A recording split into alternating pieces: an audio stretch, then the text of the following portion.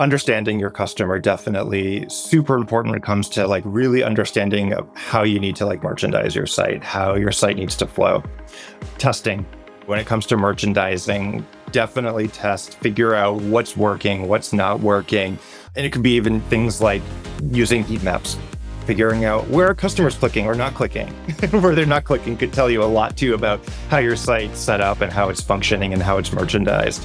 So find out, hey, they're not clicking the search feature. We need to figure out how to redesign that, or maybe change where the location is, or figure out how to make that more prominent for customers. And then for visual appeal for merchandising, I think consistency is really key. Welcome to the Ecommerce Toolbox Expert Perspectives, a podcast by Noibu, where we explore the elite strategies and cutting-edge insights with our expert guests. Get ready to propel your e-commerce business to the next level.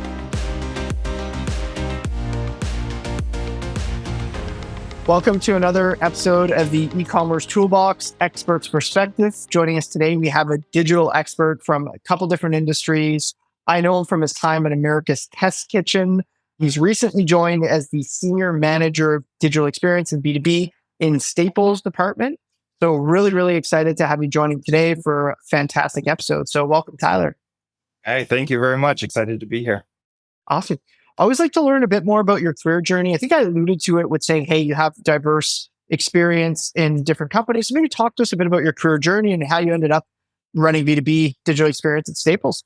Yeah. So again, like you said, my experience is pretty diverse, a lot of different industries. So way back, I actually started dipping my toe in the water of the e-commerce world. Right out of college, I was living in Portland, Maine, and managed a boutique retail store. We specialized in mid-century modern furniture, so like Knoll, Herman Miller, and small store. And I got to like help these guys. We were a design studio. I helped these guys like build their website. We did a lot of interior design. We had customers in the store. So it was a really cool experience, but definitely got the e-com bug from helping them kind of build their website. So from there, took that love of design and e-com, and I got a role at Rue La La, which is now Rue Guild Group. So from there, I focused more on the operations of e-com. So I was an event producer, which is pretty much the people who managed all the daily boutiques that launch at Rue La La. So every day they launch 5, 6, 7 new sales. Super fast paced, super crazy, but learned a ton. We kind of managed everything from worked with marketing and worked with creative, worked with everything to like, the models that were being picked for the photo shoot. So it was a really cool experience to kind of get a lot of cross-functional viewpoints into like all the inner workings of kind of a true digital first platform. So that was really cool. From there, I moved to the wholesale channel on retail. So I was a category manager for BJ's Wholesale Club. I was the category manager for beauty care. So worked with a bunch of CPGs, bought beauty care, super interesting business. I worked with brands like Procter & Gamble, Johnson & Johnson, Colgate, so some really powerhouse CPG companies buying both e-com and brick and mortar. So kept my toes in e-com. It's hard to get away from that, but got a really cool experience of really understanding customer needs from like a brick and mortar standpoint. And then from there, went to ATK, and I was at ATK for about 8 years and really helped build kind of a new e-com experience for them.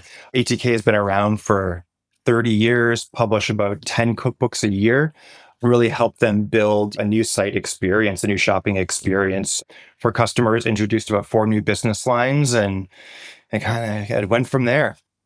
That's awesome. Well, yeah, obviously you did a phenomenal job there. Excited to see what you do at Staples. So maybe let's start off by diving into site merchandising. That's something we haven't really spoken about too much on this podcast. So maybe start off with talking about what site merchandising is and how do you actually optimize, you have visually appealing experiences. How do you convert those into actual converting experiences? So maybe start off with the definition and then some strategy on how you actually make that convert. Yeah, I guess really simply, the site merchandising is just how do you want your customers to navigate your site? What do you want them to see? How do you want them to land on your site? And what's most important for them? How are they navigating? How are they getting from point A to B to checkout? So like, how can you make that seamless and smooth for them? So when I really think about site merchandising, the first thing I feel like you need to really understand is like who your target audience is. That's going to be different for different industries, but like really, this is going to be one thing you probably hear me say a lot, no matter what the question is today, is like, know your customer, know your target audience, know what their needs are, listen to them, make sure you're understanding their frustrations or the things they like. So understanding your customer, definitely super important when it comes to like really understanding of how you need to like merchandise your site, how your site needs to flow. Testing when it comes to merchandising, definitely test, figure out what's working, what's not working. And it could be even things like using heat maps, figuring out where are customers clicking or not clicking. Where they're not clicking could tell you a lot too about how your site's set up and how it's functioning and how it's merchandised. So find out, hey, they're not clicking the search feature. Like, hey, we need to figure out how to redesign that, or maybe change where the location is, or figure out how to make that more prominent for customers. And then for visual appeal for merchandising, I think consistency is really key, making sure that the branding, the colors you're using, the photography standards, that's something we really worked at ATK. ATK was a very complicated business. I really focused on the ecom, but ATK has cookbooks they publish. They have TV shows they produce, podcasts. They have 3 cooking websites: Cooks Illustrated, Cooks Country, America's Test Kitchen, and a cooking school. So super complicated business with really one umbrella brand. So making sure that that brand is kind of consistent across all those different platforms was key to making sure, or just key in making ATK successful, and making sure like customers really understood where they were when they were on our sites and the different brand voices. This doesn't go for every industry or every brand, but the different sites, Cooks Country, Cooks Illustrated, ATK, had very different brand voices as well. So understanding those brand voices and making sure that's clear is a step in just making sure your site is visually appealing to the customer. And then there's a lot of technical stuff, just making sure that when it comes to merchandising, you're mobile optimized. As yourself in mobile, like obviously it's no shock to anyone. Mobile is becoming the biggest place where customers are shopping. So we say mobile first a lot, but it is key. Whenever we did redesigns at ATK, we always started with mobile, making sure that was the place, just because we were seeing that our traffic shift as our demographics were shifting. So super important. How do you take some of these strategies, combine them with other digital strategies, and look at like an omni-channel retail experience? How are you balancing, or in your opinion, how should one balance using the website as a tool to drive conversion versus as like a big catalog to also drive in-store conversion? And what are some of your kind of more tactical strategies there? This was definitely a challenge I'll use kind of my experience from BJ's with a really big brick and mortar presence. And when I was there, an e-commerce business that was growing significantly, they really hadn't focused so much on e-com, but it's a huge part of their business now. But really understanding, let me back up. I think one of the key things that's really helpful at BJ's and for customers that have this is kind of that first party data that's becoming so important for people.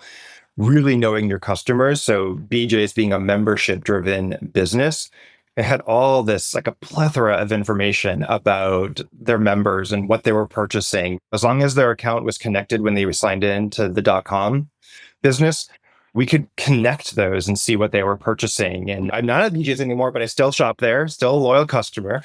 And I go on the app now, and if I'm looking at coupons, it is automatically taking coupons on bjs.com and then overlaying that with stuff I am buying in the store. So it knows, so it's showing me relevant products.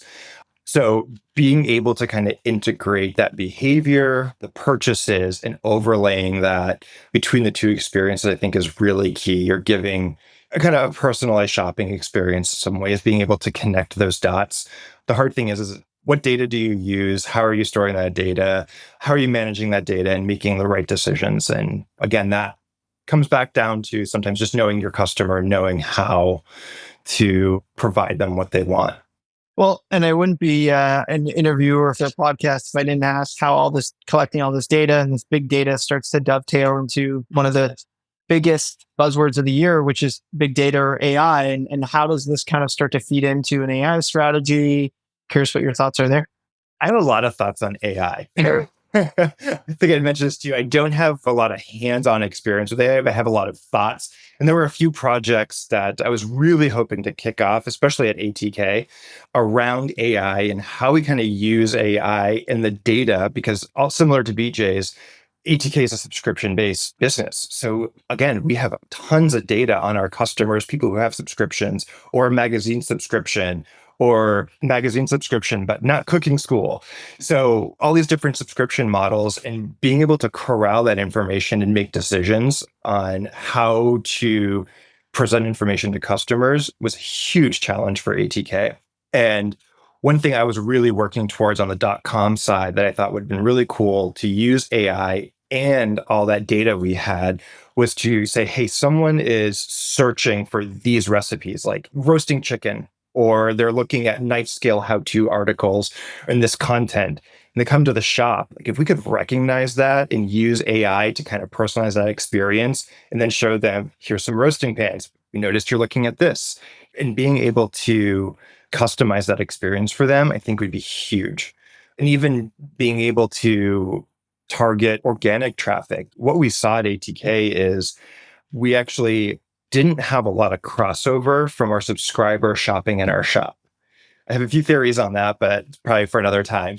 So we were getting a lot of new traffic and people who are not familiar with ATK coming to the shop because maybe they were looking at, hey, I'm interested in the Mediterranean diet and searching for Mediterranean diet. And one of the best-selling cookbooks at ATK is the Mediterranean cookbook.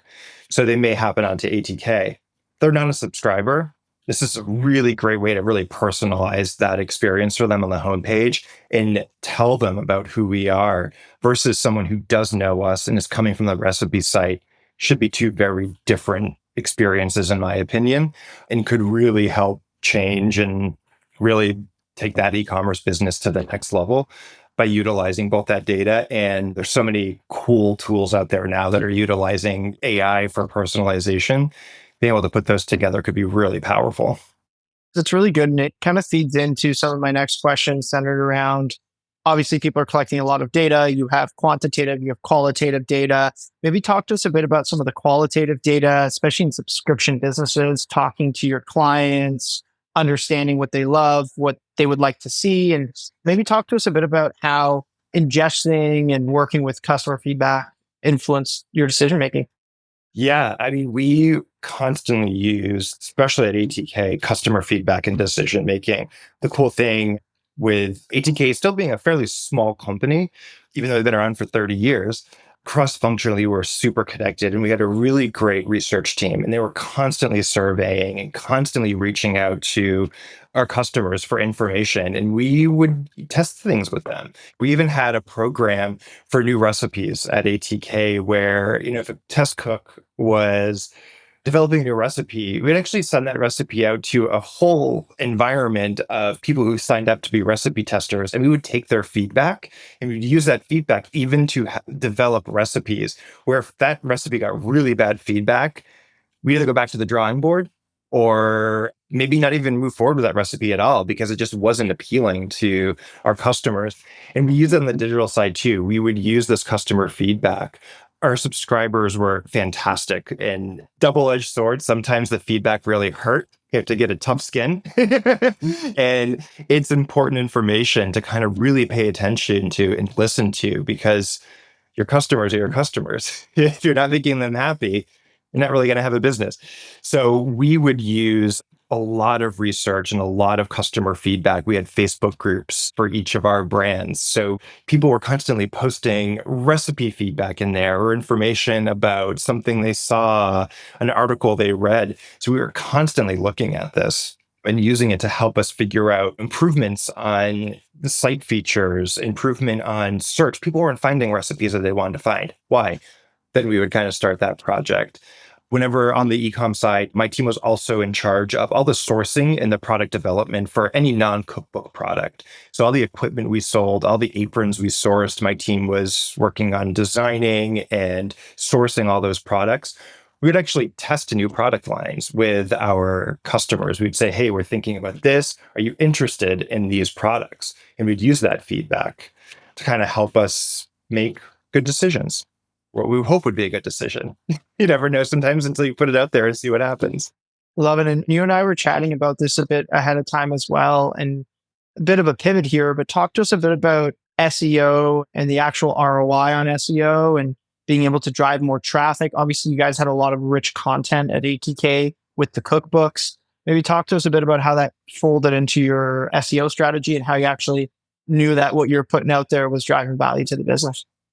SEO, we were pretty lucky at ATK, mainly because we had such a robust content strategy that was really heavily focused on SEO optimization and making sure that we were showing up. Because as a subscription-based company, we didn't want all of our recipes out there on search engines because it's like you need to pay for that content. So our editorial team was really focused on articles that were either on trending topics or just information people need to know, that were really focused on being SEO optimized to get people who may not know us to engage with our product. On the shop side, most of our traffic came from our direct marketing campaigns.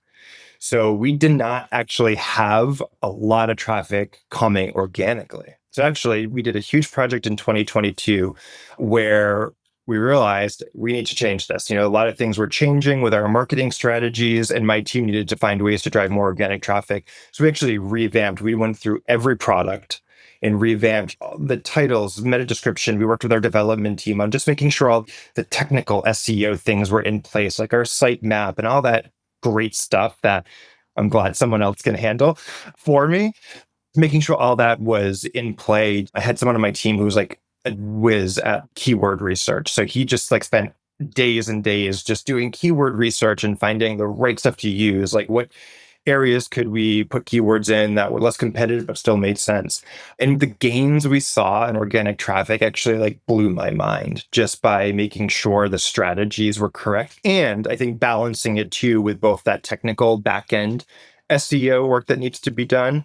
We were also doing a lot of accessibility work at the time. So that actually helped improve some of those SEO scores as well.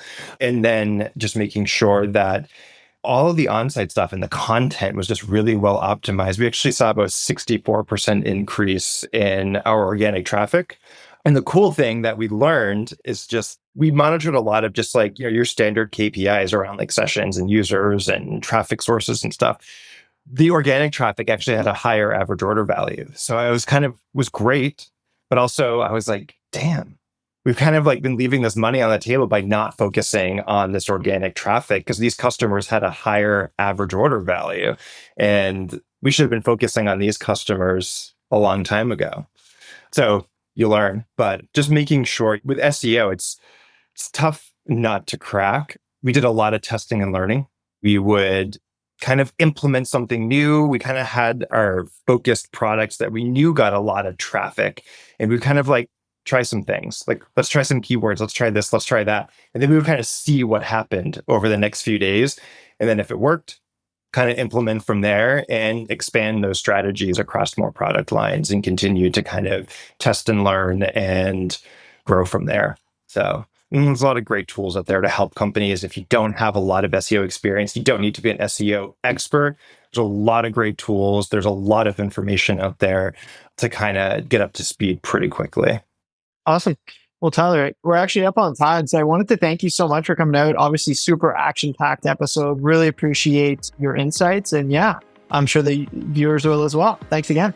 I hope so. All right. This was great. Thank you very much. Cheers.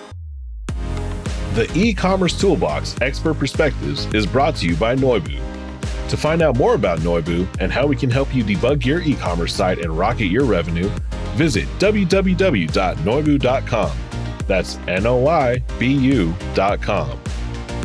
And then make sure to search for the Ecommerce Toolbox Expert Perspectives on Apple Podcasts, Spotify, Google Podcasts, or anywhere else podcasts are found, and click subscribe so you don't miss out on any future episodes. On behalf of the team here at Noibu, thanks for listening.